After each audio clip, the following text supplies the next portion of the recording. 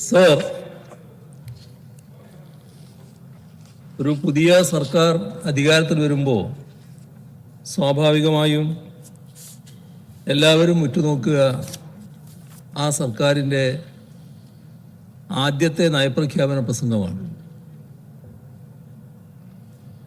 സർക്കാരിൻ്റെ നയം എന്താണ്, സർക്കാരിൻ്റെ ദിശ, ഇതെല്ലാം മനസ്സിലാക്കാൻ കഴിയുന്ന ഒന്നാവണം സാധാരണഗതിയിൽ നയപ്രഖ്യാപനം. പക്ഷേ നിരാശയാണ് ഈ നയപ്രഖ്യാപന പ്രസംഗത്തിലൂടെ ഉണ്ടായത്. അതായത് ഇതിൻ്റെ മുഖമുദ്ര നയരാഹിത്യമാണ്. സർ, ഒരു പ്രതീക്ഷയും ഈ നയപ്രഖ്യാപനം സമൂഹത്തിന് മുന്നിൽ വെക്കുന്നില്ല എന്നതാണ് വസ്തുത. സർ, സൂക്ഷ്മവായനയിൽ ആ നയരാഹിത്യം നിഷ്ക്രിയത്വത്തിൻ്റെതാണ്. ഈ നയം കേരളത്തിൻ്റെ മുന്നോട്ടു പോക്കിന് ഉതകുന്നതല്ല. മാത്രമല്ല, കേരളത്തിൻ്റെ തകർച്ചയ്ക്ക് വഴിവെക്കുന്നത് കൂടിയാണ്. സർ, ഇതിൻ്റെ ഏറ്റവും വലിയ പ്രത്യേകത ഈ നയം സംഘപരിവാർ രാഷ്ട്രീയത്തെ തുറന്നു കാണിക്കുന്നില്ല എന്നുള്ളതാണ്. ഒരുതരം സമരസപ്പെടൽ, കീഴടങ്ങൽ മനോഭാവം ഇതിനകത്ത് കാണാൻ കഴിയും. സർ, സംഘപരിവാർ നേതൃത്വത്തിലുള്ള കേന്ദ്ര സർക്കാരിൻ്റെ നിലപാടുകൾ എല്ലാവർക്കും അറിയാം. കേരളത്തിൻ്റെ താല്പര്യങ്ങൾ ഹനിക്കുന്നതാണ് എന്ന്. ആ കേന്ദ്ര സർക്കാരിൻ്റെ നിലപാടുകൾക്കെതിരായി ഈ നയപ്രഖ്യാപന പ്രസംഗത്തിൽ യാതൊന്നും പരാമർശിക്കപ്പെട്ടില്ല. സർ, ഇവിടെ നമ്മുടെ സംസ്ഥാനങ്ങളുടെ ഭരണഘടനാപരമായ അവകാശങ്ങൾക്ക് മേൽ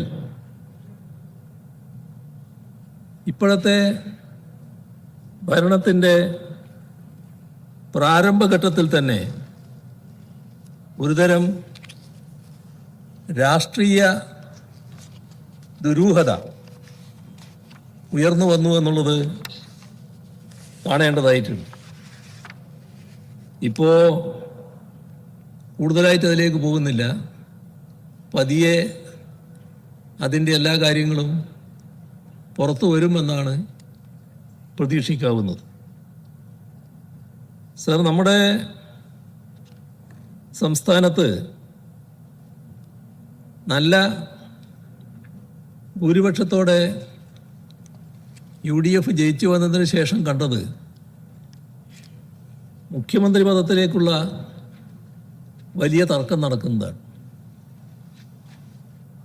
അത് ആ പാർട്ടിയുടെ പ്രശ്നമാണ്. ഞങ്ങളാരും അതിൽ അഭിപ്രായം പറയാൻ പോയില്ല. പക്ഷേ തെരുവുകളിൽ ഗ്രൂപ്പ് യുദ്ധം സംഘടിപ്പിക്കുന്നതായി പിന്നീട് കാണാൻ കഴിയും. അതെല്ലാം കഴിഞ്ഞു, ഭരണം തുടങ്ങി.